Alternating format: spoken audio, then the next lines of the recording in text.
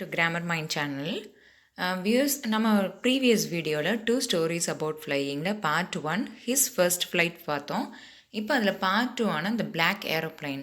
இந்த லெசன் பார்த்தீங்கன்னா ஒரு சயின்டிஃபிக் ஸ்டோரி மாதிரி இருக்கும், ஒரு மிஸ்டீரியஸ், ஒரு இன்ட்ரெஸ்டிங் ஸ்டோரியாக இருக்கும். கேட்குறதுக்கு ரொம்பவே நல்லாவும் இருக்கும், படிக்கிறதுக்கும் ரொம்ப சூப்பராக இருக்கும். ஸோ இதில் இருக்க கண்டென்ட்டை பார்க்கலாம்.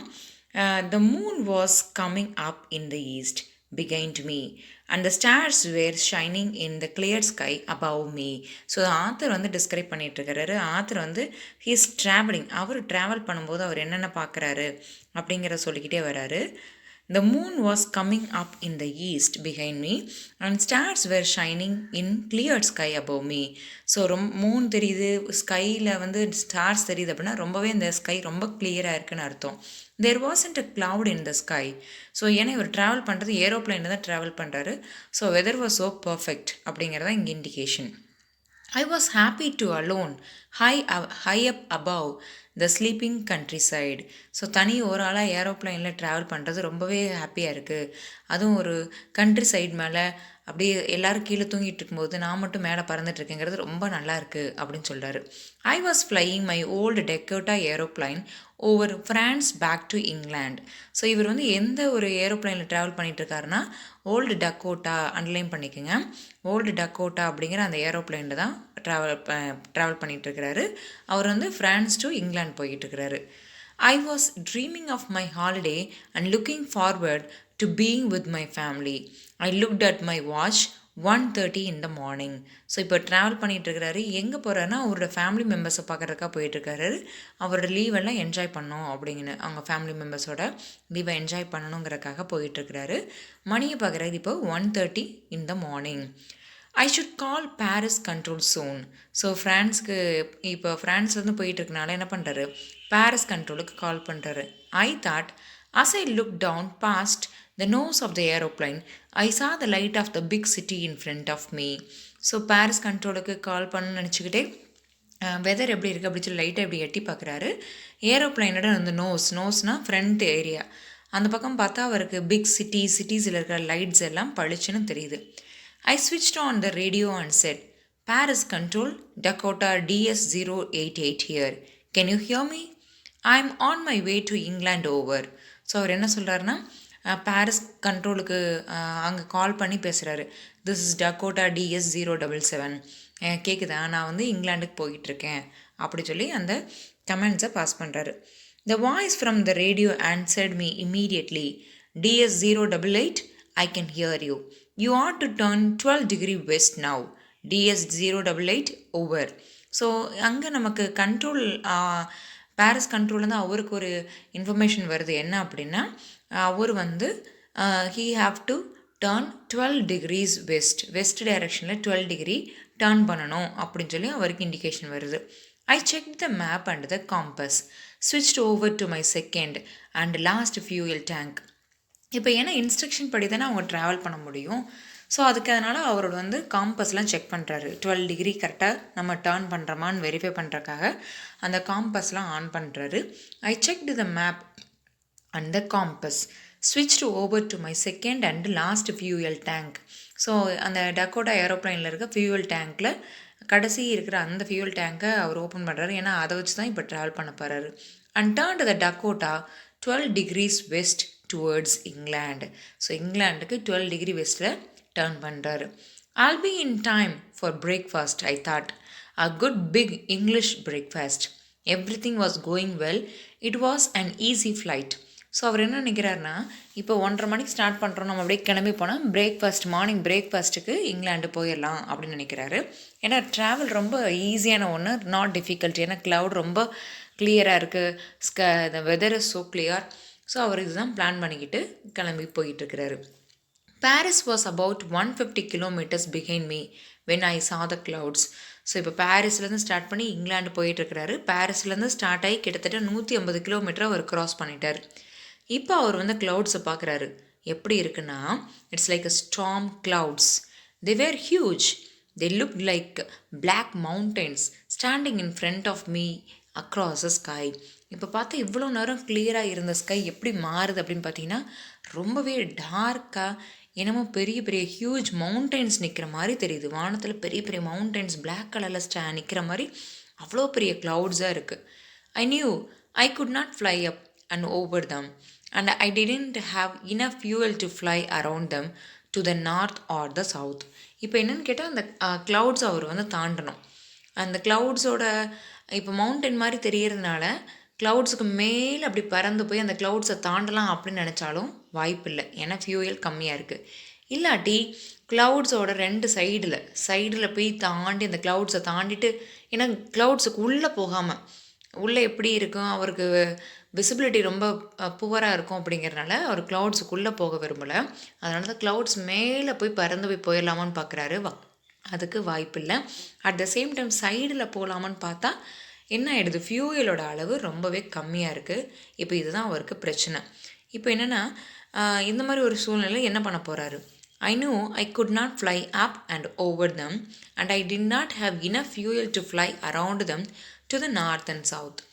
I ought to go back to Paris, I thought, but I wanted to get home. I wanted the breakfast. So இவருக்கு இருக்கிற ஒரே ஆப்ஷன் என்னென்னா அப்படியே 150 கிலோமீட்டர் ரிட்டன் ஆகி பாரிஸ்க்கு வர்றது தான். பட் அவருக்கு இப்படி ரிட்டன் வர்றதுல இன்ட்ரெஸ்ட் இல்லை. அவருக்கு வீட்டுக்கு போகணும் அப்படின்னு நினைக்கிறாரு. அவருக்கு அந்த பிரேக்ஃபாஸ்ட்டை வீட்டில் தான் சாப்பிடணும் அப்படின்னு நினைக்கிறாரு. I'll take the risk, I thought, and flew that old Dakota straight into the storm. So இப்போ என்ன பண்ணிட்டாரு, ஓகே நம்ம வந்து ரிஸ்க் எடுத்து தான் ஆகணும்னு அந்த க்ளவுட்ஸுக்கு உள்ளே அவர் ஏரோப்ளைனை ஓட்ட ஆரம்பிக்கிறாரு. Inside the clouds everything was suddenly black. So அந்த க்ளவுட்ஸுக்கு உள்ளே போனோடனே சடனாக எல்லாமே பிளாக்காக மாறிடுச்சு. It was impossible to see anything outside the aeroplane. So ஏரோப்ளைனுக்கு வெளியே எதையுமே பார்க்க முடியல, அவ்வளோ so dark. The old aeroplane jumped and twisted in the air. இப்போ அந்த ஏரோப்ளைன் என்ன ஆக ஆரம்பிக்குதுன்னா அப்படியே ட்விஸ்ட் ஆகுது, ரோல் ஆக ஆரம்பிக்குது, ஜம்ப் ஆக ஆரம்பிக்குது. I looked at the compass, I couldn't believe. So இப்போ காம்பஸ்லாம் பார்க்குறாரு. அவர் கண்ணாலே நம்ப முடியல. ஏன்னா I couldn't believe my eyes. The compass was turning round and round and round. நமக்கு தெரியும் காம்பஸ் எப்பயுமே ஈஸ்ட் வெஸ்ட் டைரெக்ஷனில் சாரி நார்த்து ஈஸ்ட் வெஸ்ட்டு தானே, ஓகே அந்த டைரெக்ஷனில் தான் இருக்கும், ஓகேவா. இப்போ என்னென்னு கேட்டால் என்ன ஆயிடுச்சுன்னா காம்பஸ் கடன்னு சுற்ற ஆரம்பிக்குது. இவருக்கு கண்ணவே நம்ப முடியல. நான் அந்த காம்பஸ்னாவே எப்பயும் 2 டைரெக்ஷன் தானே காட்டணும், இதுனா மொத்தத்தையும் சுற்றுது. அது இல்லாமல் ஃப்ளைட்டு வந்து இப்படி குதிச்சு ஜம்ப் ஆகிட்டு போகுது அப்படிங்கிற ஒரு ஃபியர் வந்துருச்சு அவருக்கு. It was dead. ஸோ இந்த காம்பஸ் வாஸ் டெட். இப்போ அது எந்த டைரெக்ஷனுமே காட்ட மாட்டேங்குது. It would not work. The other instruments were suddenly dead too. I tried the radio. So டக்குன்னு என்ன பண்ணுறாரு, ஒரு ரேடாரில் கூப்பிடலாம், ஒரு ரேடியோவில் கனெக்ட் பண்ணலாம், காண்டாக்ட் பண்ணலாம் அப்படின்னு எல்லா இன்ஸ்ட்ருமெண்ட்டையும் ட்ரை பண்ணார். ஆனால் எல்லா இன்ஸ்ட்ருமெண்ட்டுமே கிட்டத்தட்ட டெட்டு. எதுவுமே இப்போ ஒர்க் ஆக மாட்டேங்குது. Paris control can you hear me அப்படின்னு ரேடியோவில் கத்துறாரு. There was no answer. The radio was dead too. I had no radio, no compass and I could not see where I was. இப்போ அவருக்கு எங்கே இருக்கிறாருன்னு தெரியல, யாரையுமே காண்டாக்ட் பண்ண முடியல. பட் ஏரோப்ளைனில் தான் போயிட்டுருக்கிறாரு. எதுதான் ஆச்சுன்னா ஏரோப்ளைன்லேருந்து கீழே விழுந்து அடிபட்டோம், அந்த மாதிரி ஒரு சூழ்நிலை. I was lost in the storm. Then in the black clouds quite near me. இப்போ என்னென்னு பார்த்தா க்ளவுட்ஸ் என்ன ரொம்ப அதிகமாக அவர் பக்கத்தில் இருக்க மாதிரி தெரியுது. அவர் பாதையவே மிஸ் பண்ணிட்டார். I saw another aeroplane. It had no lights on its wings. So இந்த டைமில் பார்த்தா சைடில் அவருக்கு இன்னொரு ஏரோப்ளைன் அவருக்கு வர்றது தெரியுது. ஆனால் அதோட விங்ஸில் லைட்ஸ் எல்லாம் இல்லை. But I could see it flying next to me through the storm.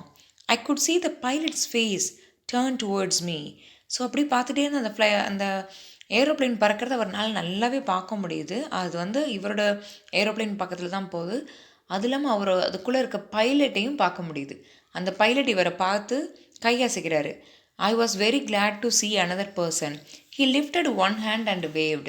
So அந்த பைலட்டை பார்த்தோன்னே இவருக்கு ரொம்ப சந்தோஷம். அந்த பைலட் அவர் கையை ஆட்டுறாரு, வாங்க அப்படிங்கிற மாதிரி கை காட்டுறாரு. Follow me he was saying. Follow me. So அந்த பைலட் சொல்கிறது எப்படி இருக்குன்னா, என்னை ஃபாலோ பண்ணி வாங்க அப்படின்னு சொல்கிற மாதிரி இருக்குது. He knows that I'm lost. I thought he is trying to help me. So இப்போ என்ன ஆத்தர் நினச்சிக்கிறாருன்னா, ஓகே நான் பாதையை மிஸ் பண்ணிட்டேன் அப்படிங்கிறத அவர் நல்லா கண்டுபிடிச்சிட்டாரு, அதனால தான் என்னை ஃபாலோ மீங்கிறாரு, எனக்கு அவர் கைட் பண்ணுறாரு அப்படின்னு நினச்சிட்டு இவர் ஃபாலோ பண்ண ஆரம்பிக்கிறாரு. He turned his aeroplane slowly to the north in front of my Dakota. So இவர் என்ன பண்ணுறாரு, இவர் டக்கோட்டாக்கு முன்னாடி ஒரு நார்த் டைரெக்ஷனில் டர்ன் பண்ணி ஃப்ளைட்டை ஓட்டுறாரு. So that it would be easier for me to follow him. இவருக்கு முன்னாடி போய் டைரெக்ஷனை காட்டுற மாதிரி அவர் ஓட்டுறது. ஸோ இதை பார்த்துக்கிட்டே அவர் ஃபாலோ பண்ணி வர்றாரு இந்த author. So that it would be easier for me to follow him. I was very happy to go behind the strange aeroplane like an obedient child. So ஒரு நல்ல குழந்தை எப்படி நம்ம சொல்கிற இன்ஸ்ட்ரக்ஷனை ஃபாலோ பண்ணும், ஒபீடியன்ட் சைல்டு, அந்த மாதிரி இவரும் அந்த டக்கோட்டாவுக்கு முன்னாடி போகிற அந்த ஏரோப்ளைனை பார்த்துட்டு அமைதியாக அதை ஃபாலோ பண்ணி வண்டி ஓட்டி போய்கிட்டே இருக்கிறாரு. After half an hour the strange black aeroplane was still there in front of me in the clouds. ஒரு அரை மணி நேரமாக அந்த ஏரோப்ளைன் அவரோட முன்னாடி அந்த க்ளவுட்ஸ்லாம் அவருக்கு முன்னாடி போய்கிட்டே இருக்குது. அவங்க பாதை காட்டிக்கிட்டே போய்கிட்டு இருக்கிறாரு, இவரும் ஃபாலோ பண்ணிட்டு போகிறாரு. Now, there was only enough fuel in the old Dakota's last tank to fly for 5 or 10 minutes more. இப்போ என்ன பிரச்சனை வருதுன்னு பார்த்தீங்கன்னா, ஓல்டு டக்கோட்டாவில் ஃபியூயல் தீரப்போகுது. கிட்டத்தட்ட ஒரு 5 to 10 minutes ட்ராவல் பண்ணுறதுக்கான அளவுக்கு மட்டும்தான் அவர்கிட்ட இப்போ ஃபியூயல் இருக்குது. ஐ was starting to feel frightened again. இப்போ அவருக்கு பயம் வந்துருச்சு. ஏன்னா ட்ராவல் ஆகி போய்கிட்டே இருக்கும், காம்பஸ் ஒர்க் ஆக மாட்டேங்குது, ரேடியோ ஒர்க் ஆக மாட்டேங்குது, ரேடார் எதுவுமே ஒர்க் ஆக மாட்டேங்குது. இப்படியே ட்ராவல் ஆகிட்டே இருக்குது. கருப்பு எந்த பக்கம் பார்த்தாலும் ஒரு பிளாக் க்ளவுட்ஸ் இருக்குது, ஃபியூயல் வேறு தீரப்போதே அப்படிங்கிற அந்த பயம் அவருக்கு வந்துருச்சு. I was starting to feel frightened again. But then he started to go down and I followed through the storm. இருந்தாலும் இவருக்கு முன்னாடி போகிற அந்த ஏரோப்ளைன் அப்படியே கீழே போகுது, அதை பார்த்து இவரும் அப்படியே போகிறாரு. Suddenly, I came out of the clouds and saw 2 long straight lines of lights in front of me. இப்போ பார்த்தா சடன் என்ன ஆகிடுது, அவர் அந்த க்ளவுட்ஸை விட்டு வெளியே வராரு.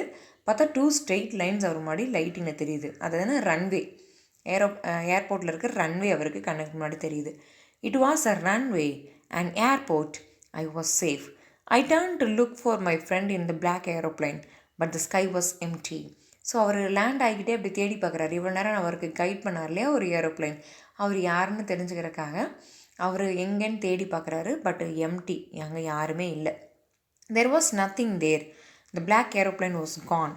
ஐ குடன்ட் see it anywhere. ஆனால் பார்த்தா அந்த பிளாக் ஏரோப்ளைன் எங்கேயுமே இல்லை.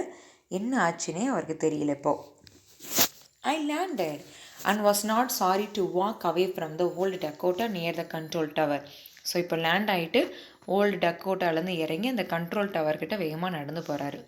ஐ went and asked a woman in the control room centre where I was and who the other pilot was. I wanted to say thank you. So அங்கே இருக்கிற அந்த லேடிகிட்ட போய் கேட்குறாரு, நான் இது எங்கே இருக்கேன், இது எந்த இடம், என் கூட அந்த பிளாக் ஏரோப்ளைனில் ஒருத்தர் வந்தார், அவர் எங்கே அப்படின்னு சொல்லி கேட்குறாங்க. She looked at me very strangely and then laughed. ஆனால் அந்த லேடி என்ன பண்ணுறாங்க, இவர் வித்தியாசமாக பார்த்துட்டு சிரிக்க ஆரம்பிச்சிட்டாங்க. Another aeroplane? Up there in the storm? No other aeroplanes were flying tonight.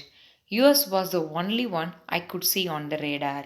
அந்த மேடம் என்ன சொல்லியிருக்கிறாங்க, வேறு எந்த ஏரோப்ளைனும் இல்லைங்க, இந்த ஸ்டாமில் எந்த ஒரு ஏரோப்ளைனும் வரல, உங்கள் ஏரோப்ளைன் மட்டும் தான் வந்துச்சு, அந்த ஒரு ஏரோப்ளைன் மட்டும் தான் நான் ரேடாரில் பார்த்தேன் அப்படின்னு சொல்லி அந்த லேடி சொல்கிறாங்க. So who helped me to arrive there safely without a compass or a radio or without any more fuel in my tanks? So இப்போ இருக்க ஒரே குழப்பம். அப்போ யார் எனக்கு கைட் பண்ணது? காம்பஸ் ஒர்க் ஆகாதப்போ, ரேடியோ ஒர்க் ஆகாதப்போ, ஃபியூயல் பத்தாதா போது, இவ்வளோ ஒரு பிளாக் க்ளவுட்ஸ் என்னை ஃபுல்லாக சரவுண்ட் பண்ணியிருந்தப்போ யார் எனக்கு ஹெல்ப் பண்ணாங்க அப்படின்னு சொல்லி யோசிக்கிறாரு. Who was the pilot on the strange black aeroplane flying the storm without the lights? So யோசிக்கிறார், அந்த பிளாக் ஏரோப்ளைன் யார், அவ்வளோ ஸ்டார்மில் லைட்ஸ் இல்லாதப்போ வந்தது யார் அப்படின்னு சொல்லி யோசிக்கிறாரு. ஸோ கதையை இங்கே ஸ்டாப் பண்ணுறாங்க. It is mysterious thing. நமக்கு இதுக்கு என்ன ஆன்சர் அப்படிங்கிறதெல்லாம் கொடுக்கல, பட் யார் அப்படிங்கிற மாதிரி முடிச்சிருக்காங்க. ஸோ இந்த 2 ஸ்டோரியுமே உங்களுக்கு ஈஸியாக அண்டர்ஸ்டாண்ட் ஆகிடும், ரொம்ப கன்ஃபியூஸ் பண்ண தேவையில்லை. எக்ஸாம்ஸில் கேட்கும்போது இந்த 2 ஸ்டோரியும் உங்களுக்கு ஈஸியாகவே எழுதிடுவீங்க. ஒரு சில லெசன் தான் நமக்கு கொஞ்சம் டிஃபிகல்ட்டாக இருக்கும். ஃபார் எக்ஸாம்பிள் நெல்சன் மண்டேலா லெசன்லாம் பார்த்தீங்கன்னா கொஞ்சம் ஃபிலாசபிக்கல் நோட்ஸை, கொஞ்சம் நோட்ஸ் ஹெவியாக இருக்கும். ஸோ அந்த மாதிரி லெசனுக்கு நிறைய டைம் கொடுத்து ப்ரிஃபர் பண்ணுங்கள். இந்த லெசன்ஸ் எல்லாம் ஜஸ்ட் கோ த்ரூ பண்ணிவிட்டு இருக்கிற short notes as well as important கீஸை மட்டும் நோட் பண்ணிக்கோங்க. இப்போ டக்கோட்டா 088 அப்படிங்கிற இந்த மாதிரி வேர்டு, பாரிஸ் டு இங்கிலாந்து, எந்த டைரெக்ஷனில் போகிறாரு, எத்தனை டிகிரி வந்து அவங்க ரிட்டர்ன் பண்ண சொன்னாங்க. ஸோ இந்த மாதிரி நோட்ஸ் மட்டும் நோட் பண்ணிக்கிட்டீங்கன்னாவே போதுமானதாக இருக்கும் இந்த லெசனுக்கு. Thank you all children. Please subscribe my channel and share the links to everyone. Thank you all.